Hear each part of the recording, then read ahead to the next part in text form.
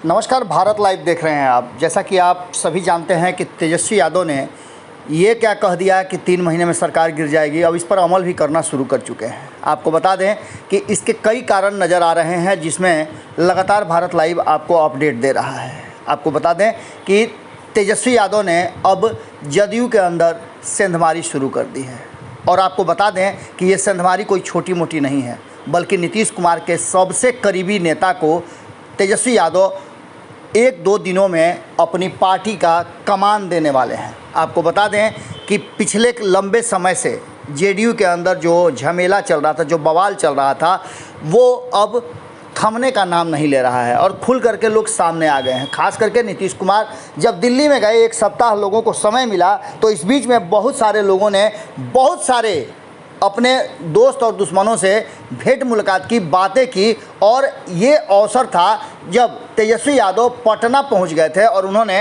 अपने हिसाब से योजनाएं और तैयारियां शुरू कर दी थी। आपको बता दें कि जब से कल ही आए हैं नीतीश कुमार, और कल से बिल्कुल चुप्पी साधे हुए हैं। और इतना ही नहीं, खास करके कहा जाए तो जदयू के नेता भी चुप्पी साध लिए हैं। हालांकि कल जब तेजस्वी यादव और तेज प्रताप ने वैक्सीनेशन कराया, उसके बाद जदयू के कुछ नेता आए, लेकिन उनको करारा जवाब आरजेडी के तरफ से मिला। यहाँ तक कि कई चीज़ें जो हैं वो बदली। इन सब बदलाव के बाद एक बात तो तय नज़र आ रही थी कि भारतीय जनता पार्टी भी अब नीतीश कुमार के साथ लंबे समय तक चलने के मूड में नहीं है। इन सारी बातों और तथ्यों को देख करके अंदाज़ा लगाया जा रहा था कि जहाँ एक तरफ नीतीश कुमार को बैरंग वापस भेज देते हैं और जीतन राम मांझी से बात करती है भारतीय जनता पार्टी, वहीं तेजस्वी यादव कहीं ना कहीं जब से पटना वापस आए हैं तब से नीतीश कुमार पर जमकर हमला कर रहे हैं और भारतीय जनता पार्टी पर सॉफ्ट हैं। वहीं भारतीय जनता पार्टी के नेताओं को भी आपने देखा होगा कि कहीं ना कहीं एक बात तो साफ नज़र आ रही है कि वो आरजेडी को अब बहुत ज़्यादा टारगेट नहीं कर रहे हैं और न ही नीतीश पर कुछ बोलने के लिए तैयार हैं। खास करके अगर देखा जाए तो चिराग मामले को लेकर के जिस तरह की स्थितियां पैदा हुई पिछले 2-3 सप्ताह में, उसको लेकर के भारतीय जनता पार्टी ने अपना स्टैंड बिल्कुल क्लियर रखा है। वो इस मुद्दे पर चुप है। वहीं चिराग पासवान लगातार झटके पर झटके दे रहे हैं, जहाँ एक तरफ जेडीयू को और वहीं जेडीयू को के देख रेख में चल रही पारस गुट को। पारस गुट भी पूरी तरह से हाशिए पर है और बिल्कुल शांत बैठा हुआ है।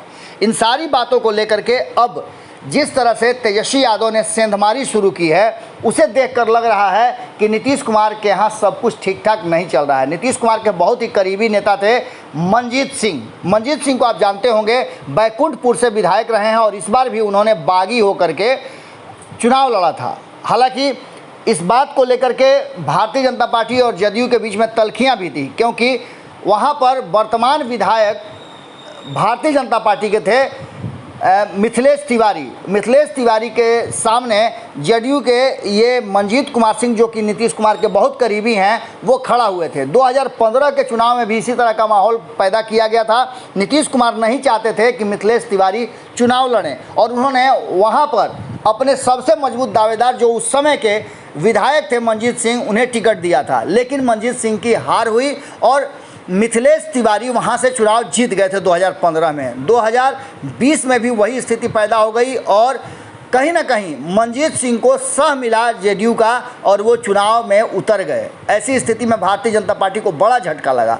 इस बात को भी भारतीय जनता पार्टी भुला नहीं पाई है और यही सब कारण है जिसको लेकर के एलजेपी जो कुछ भी कर रही थी उस पर भारतीय जनता पार्टी ने किसी तरह का कोई दबाव नहीं बनाया, न समझौता कराने का प्रयास किया। अब मंजीत सिंह, जो खबरें हमारे पास आ रही हैं, सूत्र बता रहे हैं, हमने बात भी करने का प्रयास किया, लेकिन मंजीत सिंह ऐसा लग रहा है कि वो बात नहीं करना चाहते हैं, एक बार ही झटका देना चाहते हैं नीतीश कुमार को।